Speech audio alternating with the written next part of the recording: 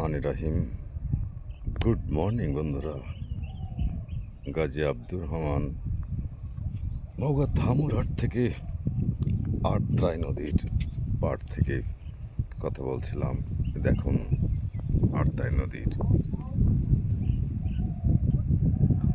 এটি উত্তরবঙ্গের কয়েকটি জেলার উপর দিয়ে প্রবাহিত হয়েছে। এটি এসেছে ভারতের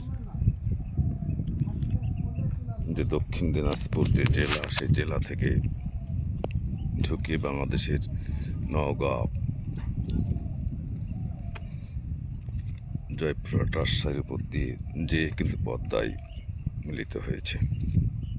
দেখুন ঠিক উপর থেকে দেখুন নদীর দুপার দিয়ে কিন্তু বেশ সৌন্দর্য, পাশে বিভিন্ন প্রজাতির গাছ, সেটা কিন্তু সরকারিভাবে রোপণ করা হয়েছে। এই দিকটা দেখেন অসাধারণ, একেবারে কিন্তু অসাধারণ। বন্ধুরা, তোমাদেরকে একটা নতুন জিনিস আজকে দেখাই। দেখো, এটা কিন্তু আমি যেটা নামছি এবং তোমাদেরকে দেখাচ্ছি, বরেন্দ্র বহুমুখী উন্নয়ন কর্তৃপক্ষ। এটা বাংলাদেশ সরকারের কৃষি মন্ত্রণালয় থেকে, এটা কিন্তু সাধারণ মানুষের, অঞ্চলের মানুষের শেষ সুবিধার জন্য সরকারিভাবে, যে দেখেন লেখা কৃষি মন্ত্রণালয়।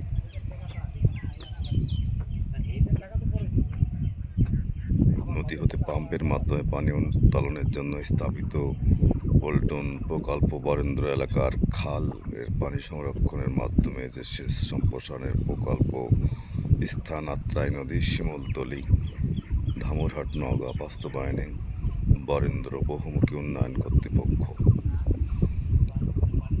স্থাপন সন 2016। এটা এই নদী থেকে কিন্তু এই যে বিভিন্ন দেখছেন পাইপের মাধ্যমে এখান থেকে কিন্তু পানি ওঠে। ঠিক ওপাশে যে জমিগুলো আছে ওগুলোর চাষ করা হয়।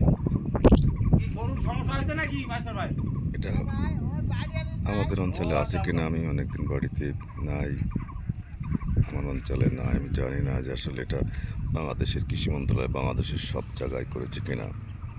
আর আমাদের অঞ্চলে থেকেও বা কী হবে, আমাদের অঞ্চল তো এখন কপোতাক্ষ নদ তো প্রায় মৃত প্রায়। তো বন্ধুরা, আমার কাছে একটু নতুন মনে হলো, তাই আমি একটু শেয়ার করার চেষ্টা করলাম যে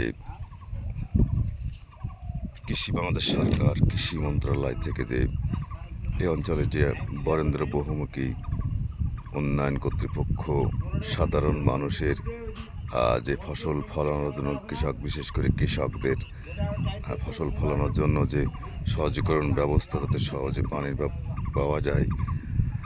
আরে বন্ধুরা, এই জায়গাটার নাম কিন্তু শিমুলতলী, নামটা কিন্তু আমার সুন্দর লেগে। ঠিক এই পাশে বাংলাদেশ সরকারের বিজিবির একটি ক্যাম্প আছে, একটু বর্ডার এলাকা, ওপাশটা বর্ডার, ওই তারিকাটের বেড়া দেখা যাচ্ছে।